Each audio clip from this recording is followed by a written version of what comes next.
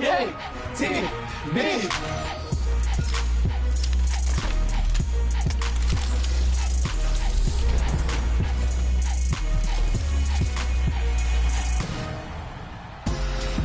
Happy Halloween! And welcome to a freakishly awesome episode of NBA 2K TV. We're both dressed up. I'm a skeleton, obviously super scary. And Chris, what are you? I'm a pirate. We lost season 1, but we gotta get back out there and get season 2 because we need that rep boost for our builds. Speaking of seasons, we are so excited that the NBA season is tipping off. Man, I've been waiting all summer for this. We are back, and to celebrate, we're sitting down with Stan Van Gundy, who joined the NBA 2K family, and we chatted with him during his recording session. Take a look.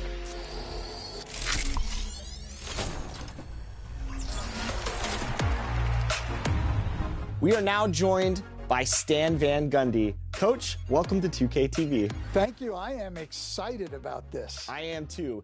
You are, of course, the newest member of the NBA 2K broadcast team. What's this mean to you to be in 2K25? Well, look, I just think the NBA, any pro sport really, is all about the fans. And so to be a part of this, which is for the fans and the people who play the game, I mean, it's really a great honor. Oh yeah, this pace is gonna be incredible. Our heads will literally be on a swivel tonight. Now, of course, you are a huge addition to the broadcast team. What's it been like to bring that level of authenticity to the game? We know that Brian Anderson, Kevin Harlan are two of the best in the business, two of the best to ever do it. And they've certainly taught me a lot about broadcasting. It's been a lot of fun.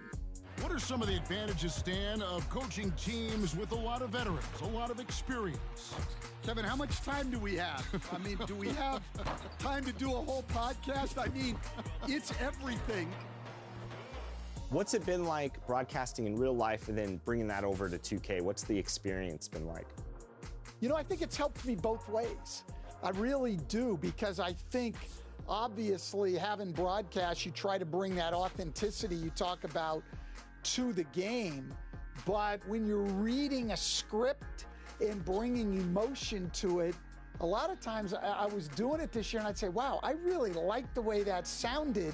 Like, I've got to try to bring that phrase or that kind of emotion or whatever it is to the game. I love that. And looking at tonight's contest, Coach, why are both teams so good rebounding? Well, I'd like to say it's great coaching, Kevin. You know, I can always give those guys credit. But You had a tremendous coaching career. What's it been like taking that experience and translating it into being a broadcaster? Yeah, I think I just try to still approach the game, think of the game the way I did as a coach, and then try to bring that in an understandable manner to the fans that, hey, this is the strategy they're thinking of right here. These are the things they might want to do, or these are the things I'd be saying to a player at this point in the game. Is it hard to put on the analyst cap, or do you always look at things through the lens of being a coach? Yeah, I think they're the same thing to me.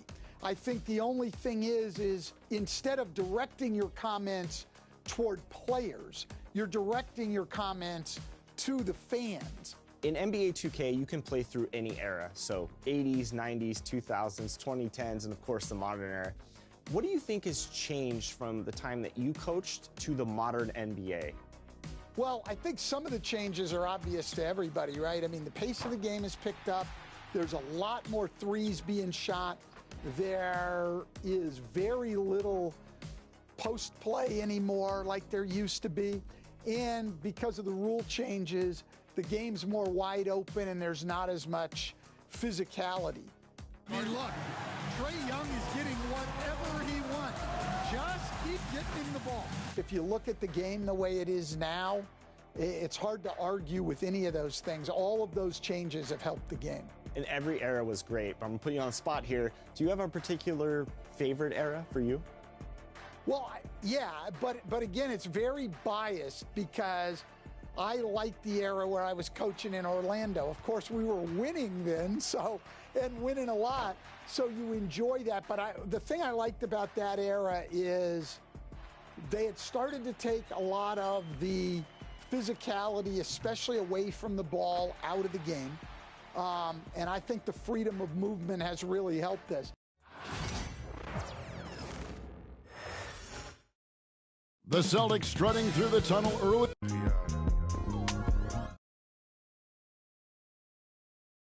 But there was still a balance between inside play and the three-point shooting. There were more sets being run, things that I enjoy seeing. So I thought the balance of the game was a little bit better then. What do you hope that future generation of basketball fans and fans that are, have watched the game for years, what do you hope they get out of hearing you inside NBA 2K25? Oh, I don't know what they get out of seeing me, but 2K25, the game is so real. It's incredible. And so I think what a fan gets out of that is they get to be right in the middle of it. They insert themselves into the game. They're not fans anymore. They're not sitting back watching it. They're playing it. They're coaching it. They're front office people. They're truly in the game and part of it.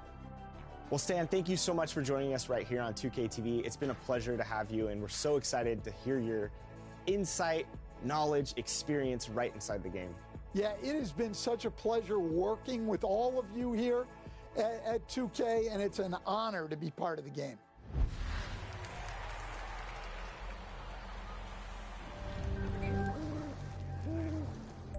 Halloween is right around the corner, and to celebrate, the city is hosting the Long Night. Happening October 31st from 6 a.m. to midnight Pacific, we're designated Halloween items for double rep on Ryzen Elite courts, beach courts, Ante-Up, and the theater. Plus double rep for my team at Triple Threat Park. Plus, it wouldn't be Halloween without trick or treating. There will be 36 spots throughout the city where you can claim prizes from clothing to skill boosts. If you've been paying attention, we've been giving you the location of a few right here, but the rest you'll have to find yourself. Hey, that's half the fun. So scare up some costumes and we'll see you in the city October 31st.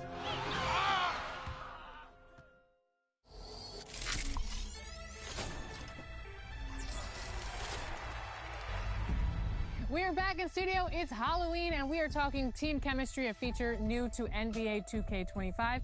And what a better way to do that than to bring in some Team 2K TV members to talk about our team chemistry that we've been building up in 2K25. And a great way of building team chemistry is dressing up for Halloween. In NBA 2K25, you'll see 2 meters on your HUD. The first is the takeover meter, which you'll build up based on performances, and the second is the team chemistry meter. And as you progress during the duration of these games, you'll see it build up with a yellow bar. When it maxes out, it'll be active, and that's when the boosts are active for all players on the court. I know you guys have been building up that chemistry with some W's in 2K25, so let's talk about it. Yeah, well, Alexis, I'm really impressed with our team because we did some positional switching around in 2K25 from 2K24, but you wouldn't know it based on how well we're playing and gelling with each other when we're on the court. I feel like everyone is really doing their part. Everyone is playing a slice of the pie, and we are all fitting together really well. And we actually have a winning record in the rec collectively so far. It's been really smooth. It's really important that we play as a team and build up that team chemistry meter because it actually gives us perks on the gameplay side of things. So, Brian, let's start with this. What do you have to do to build up the team chemistry meter? How does this work in 25? Yeah, so it basically comes from playing unselfishly. You know, you want to play within the pouch. Everyone is playing together, working together to build this team chemistry meter all the way up. And things that are going to boost this are things like setting a good screen, which I'm no stranger to. You know, alley-oop passes, like Danny's always setting us up at the point guard position. So basically, you want to play unselfishly. You know, you want to get your teammates involved, but there are times when you play by yourself. Let's say you're playing solo rec, and, you know, there are some tendencies to freeze people out and try to play hero ball. Don't do that, because that's going to hurt the team chemistry meter, and then everyone loses, because when the meter doesn't get filled up, everyone doesn't get their boosts, and you have a lower chance of winning the game. So when your team chemistry meter maxes out, what kind of boost does it actually give you? So if you take a look at the city attributes that will get boosted, because we're constantly playing in the rec together, you'll see a ton of things that can help Team 2K TV and your squad as well. Mainly for me, I see agility and speed. I love the slash, run down the floor, dunk on people. This is a big boost for me as I'm trying to get buckets within the team. And for our point guard, yeah, well, it's even more helpful for me that everyone else gets faster because I can find you even before I get to half court on the cut and get those easy assists and baskets. At goal, 6'3", number 12, Josh Moreno.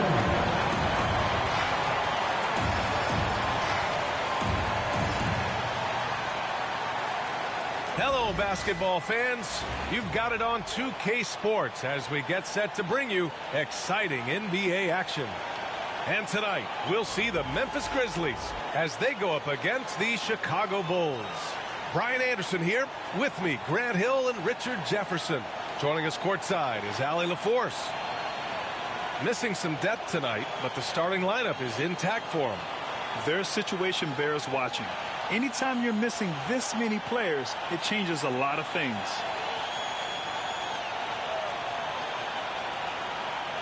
And a look at the starters for the Bulls. Levine and Williams are the two forwards. Josh Giddey out there with Kobe White. And it's Vucevic in at the center position, locking down the middle. And for the Grizzlies, Durant and Smart make up the backcourt. Dane and Jackson Jr. holding down the forward spots. And it's Edey in at the pivot spot, manning the middle. Well, Richard, these teams like to slow it down and play their half-court sets. When you're a young player, that can be a bit frustrating. But when you're a vet, you welcome games like this where everyone can take their time. Morant against White. Morant, the pass to Jackson. Puts up the 8-footer, and that's off the glass and in. And he can hurt you with his jumper also. Jackson's confidence is rising after draining that one. Pass to Giddey. Outside Levine. From outside the arc. Memphis with a rebound. Richard, for years, the Grizzlies' team motto was grit and grind. You think that shifted? They're a little bit flashier now, but they still have that underdog spirit. That's what grit and grind is about. They are always out to prove themselves. Now here's White. And here's Levine. Over Smart. And it's good. Off the back rim and in. Uses the pick to just perfection. Levine knocking it down. All right, let's go to Allie LaForce, who had a chance to visit with head coach Taylor Jenkins. And one of their main defensive focuses, Nikola Vucevic. Coach telling me that Vuce has the big body, plus he can really shoot it, but they really emphasized boxing him out. Nikola is great at converting misses into second chance points. Boxing out. It's back to the basics, guys. Okay, thanks, Allie. Smart. And it's Giddey with a rebound. And Giddey has got the ball here for Chicago. Outside Levine. Fires the three. Gets the three to fall. Levine's got 5. And with how well Levine attacks the bucket, defensively, you almost have to give him space to shoot threes. Pass to Edey. To the middle. Here's Jackson. Williams grabs the board. That's their plan, to get him an opportunity to finish in tight. That's a miss they can live with. Here's Levine. Ooh, excellent D there from Jackson. For Memphis, they've gone 1 of 5 to start things off. Outside Morant, puts up a 3. Nails it from beyond the arc. When Ja is knocking down that 3 consistently, it takes his game to a different level. And timeout is called by Billy Donovan. He's going to... Part of every game and every quarter of a game. I think Coach sees something here. Yeah, this is a good opportunity to get your group together and make sure everyone is on the same page.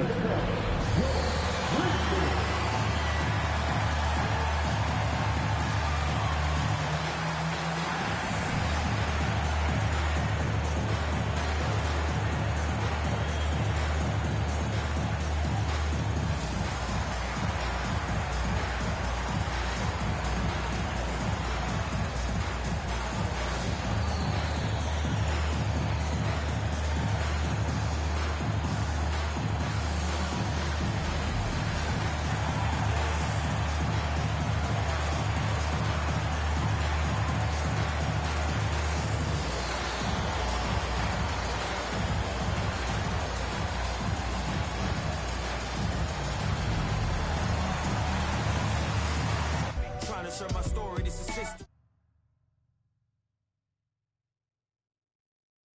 It's all about scoring. We pass to the nylon, not teammates out here. You know what I mean? We get those buckets in 25. And it's not just one game either. We're talking about building that team chemistry. This is actually over the duration of many games, and there's benefits for your My Player. Danny, talk a little bit about those benefits. Yeah, totally. So if you want that extra bounce or that extra pep in your step, you've got to be a good team player all the time. Individually, you have a rating score, a chemistry score. And once you get that rating past 90%, then collectively you unlock more and more boosts. So it's extremely important to not just do it once in a while or in a rec game or in a program game, but consistently find each other and work together to win and improve your team chemistry. And if you're curious about where you're actually at chemistry-wise, just look at your 2K card and it's listed on one of the final tabs. Just tab over and check it out and see where you're at. One thing to note is that the team chemistry meter shows up in the city, My Career Games, and Street Ball. So basically, if you don't see the team chemistry meter in the certain game mode you're playing, it's not applicable there. But there are many game modes, especially the team-related ones, where it's there and it plays a huge difference. And why is team chemistry important? Well, one, it boosts everybody up. And two, as you're out there trying to unlock the many takeovers in 2K25, any attribute boosts, any stat boosts are going to help you. Yeah, it really maximizes your potential performance because now you're getting a personal takeover boost, a team chemistry boost, and your ratings are really as high as they can truly be on the court. That's going to unlock new potential. All right, you've been talking about gaining team chemistry progression, but what happens once you reach 100? Does it stay like that, or can it go down? No, so that's the big thing, Alexis, is that just because you get to the top doesn't mean you're going to stay at the top. You got to keep being an unselfish player, keep being a good teammate, so you actually can go down. But also, can I add that, like, if you're playing with, maybe playing random rec or playing with squads that aren't typically yours, don't freeze people out because that's not going to help everybody. You've got to make sure everyone's getting a piece. Whether they're your friends or not, you need to play together as a team. Absolutely, and it benefits everybody on the court. Don't hog the ball, make the pass, make the play, do everything you can to help that team chemistry. Yeah, and if you play like us, who knows? You could just have a winning record, just like Team 2K TV. Right. Thanks, Coach. Thanks, Coach. Winning record. Go get that team chemistry up.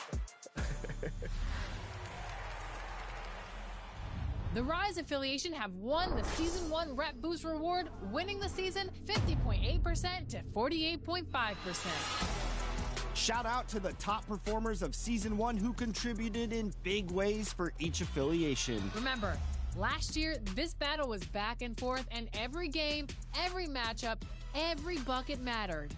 And it's not a sprint, it's a marathon. My Elite are ready to bring the fight in Season 2. May the best affiliation win.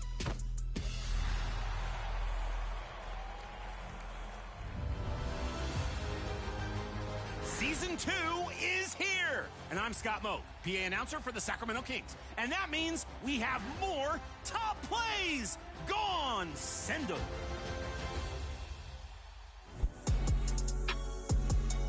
Our first submission comes from Disguise7972 during Basketball Gods.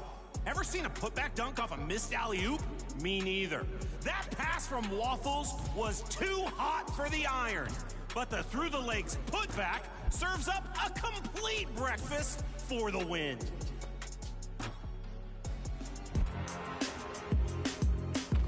Our next play comes from Stephon Groves at the Old Town Flyers Park.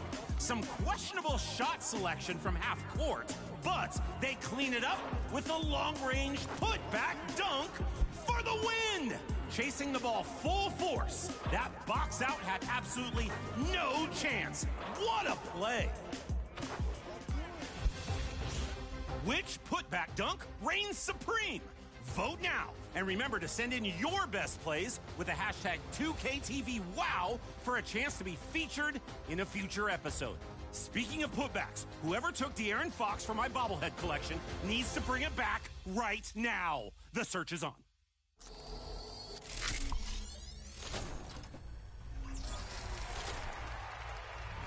All right.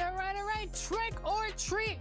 Well, actually, no trick, because if you get this question correct, you'll get a VC treat. The NBA season has tipped off, and to celebrate, the first global games of the regular season is happening next week. The Washington Wizards will meet the Miami Heat for a game that also coincides with the traditional Day of the Dead celebrations. In which country is this game being played? Is it Spain? Oh, say does that star-spangled banner yet wave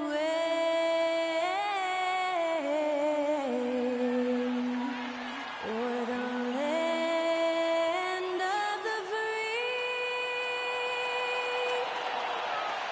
and the home of the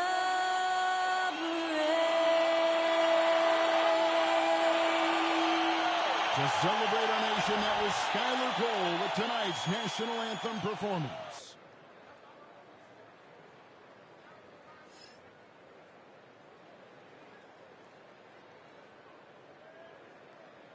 Welcome, folks. Thanks for tuning in to 2K Sports for the latest presentation of our NBA basketball. And in our matchup tonight, we'll see the Minnesota Timberwolves going up against the Chicago Bulls at United Center. I'm Kevin Harlan alongside Clark Kellogg and Greg Anthony. From the sideline, our Hall of Famer, David Aldridge. And checking out Minnesota's opening lineup, Conley and Edwards are the guards. Rudy Gobert is out there with Julius Randle.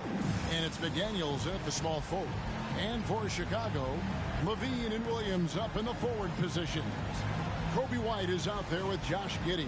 And it's Vucevic in at the 5. Well, Greg, this matchup features two teams that want to slow things down and run their offense in the half court. Yeah, both sides are methodical. They want to get into their sets and create quality looks and also have floor balance. I'd be surprised if we see a ton of fast break opportunities tonight. Levine wide open, connects from three-point range. Total confidence. Levine was ready to go. Here's Conley. Pass to McDaniels. Conley sets a screen for McDaniels. Outside Edwards. And right away, they match it with a three-pointer of their own. And an eye for an eye. Both teams working to stretch the floor. Nothing like answering back. One team gets 3, you fire 3 of your own. Boom. Now here's White. And it's off from three-point range. Greg, this is some kind of note. Last year, Minnesota, for just the second time, had ever won a series in the postseason. Yeah, they've been bounced in the first round, 10 of 12 appearances. But last year's team was different. Their elite defense fueled the conference finals run. And now we've got some time to check in from the sidelines. You got for us, DA? Kevin, I got a few minutes with Billy Donovan. Their team's main focus tonight, well, it starts with all-star Anthony Edwards. He said Ant is an incredible player. He's so physical. We have to throw multiple bodies at him. It's got to be a team effort to keep Edwards in check. An ambitious game plan. Kevin? Thanks, David. Here is Edwards. The Bulls knocking down the 3. Launches a 3. Offensive rebound. Gobert finds McDaniel. And he's off on his first shot of the game. The Bulls have gone 2 of 3 here to start out the game. Down low. McDaniels against Levine. This one for 3. Gobert pulls it in. Timberwolves have gone just 1 of 4 to get this game started. Outside Conley. Pass to Randle. Shot clock at 6. Shoots from 14. Nice touch on the bank shot. You know, Randle has a nice package. He's got a good touch, good mechanics, and he's a capable mid-range shooter. And Billy Donovan decides to call timeout. And coach has decided they need a moment to talk things over.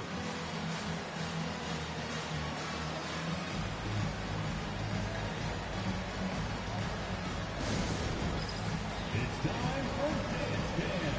If you see yourself on the big screen, you know what to do. Show us your moves.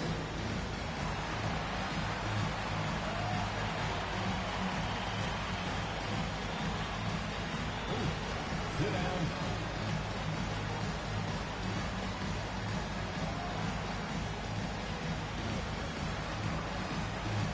Show us your moves.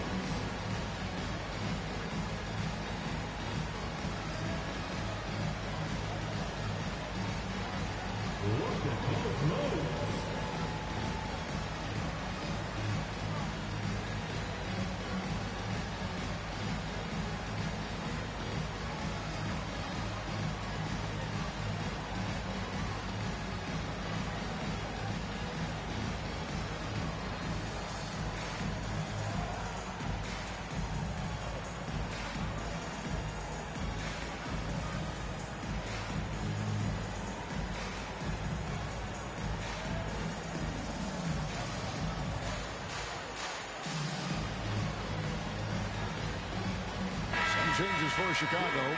Jalen Smith, he's checked in for Vucevic. Dosunmu comes in for Levine. And Ball subbed in for Kobe White. Timberwolves also changing it up. Reed, he's checked in for Rudy Gobert. Dante DiVincenzo comes in for Edwards. And Nickeil Alexander-Walker in for Mike Conley.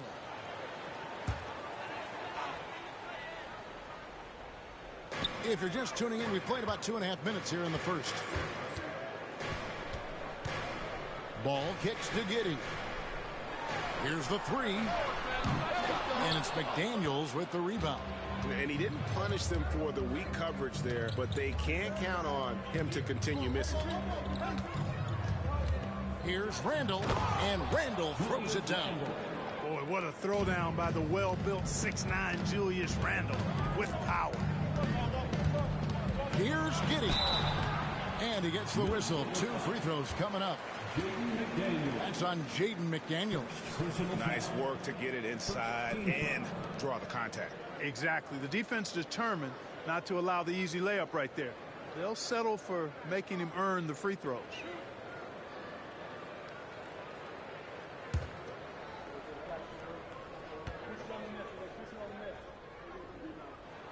And he makes the first.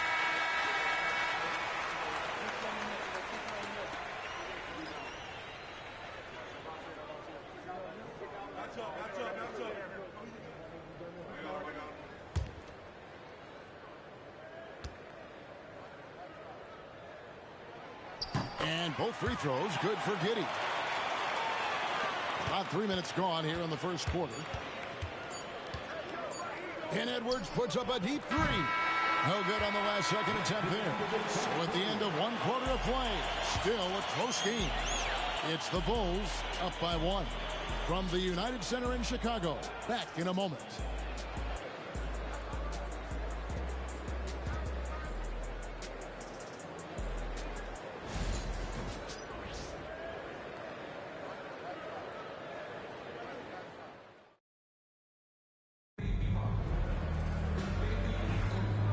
Some good action in the books as we get back to the game that's been pretty close here so far. And before we move on, what do you guys think about what we've seen so far from the Bulls? Attacking, drawing fouls. They won that first quarter at the line. Boy, I like the aggressive nature they're playing with here. Not playing soft at all. They're going right at them.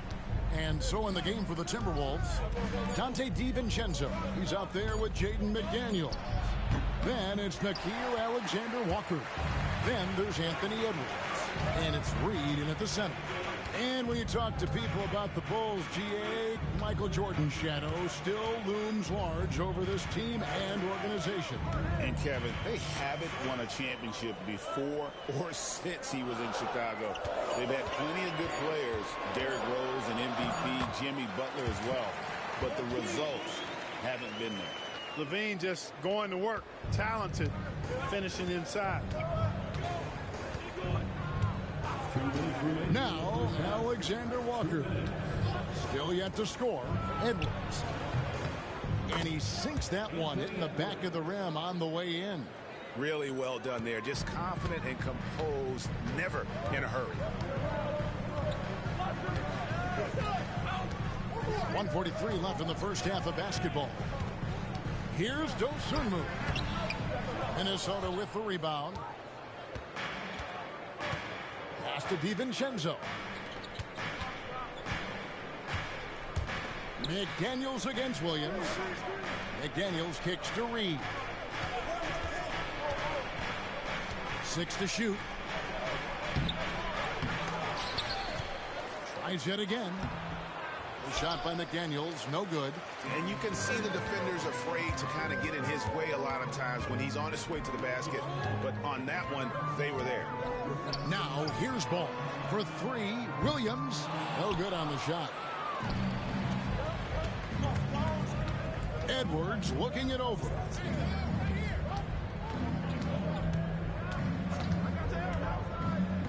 Pass to McDaniels. A 3. Rebound by Smith. He is single-handedly dropping the temperature in here with that cold streak. And he's got to find other ways to contribute then, because his shot making is not happening right now. Levine can't hit. Hard to figure out how he doesn't knock that one down. No defender in sight. DiVincenzo gets the bucket. DiVincenzo's got the lead up to 1 now for Minnesota. DiVincenzo with a nice touch on the inside shot. Boy, he really knows how to make it work in close range. Now here's Levine. He's got 5. Smith with a screen on DiVincenzo. And some good action through the first 2 quarters as we reach halftime. Timberwolves lead by 1. And now let's catch up with David Aldridge, who's standing by from the sideline. All right, Dave. Thanks, guys. Here with head coach Billy Donovan. Coach, it's been back and forth in the first half. What's it going to come down to? Well, obviously it's close. We know we're playing against a great team, so we just got to keep grinding and keep playing. We'll see how it turns out, Coach. Thanks for your time. Back to you, Kevin. All right, David, thank you. We'll be back after halftime for the start of the 3rd quarter. Please direct your attention to center court and get ready for the fan half-court shots. Drumline. They're thinking about the shot.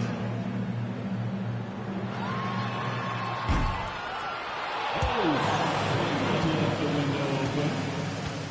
Give it up for the participants.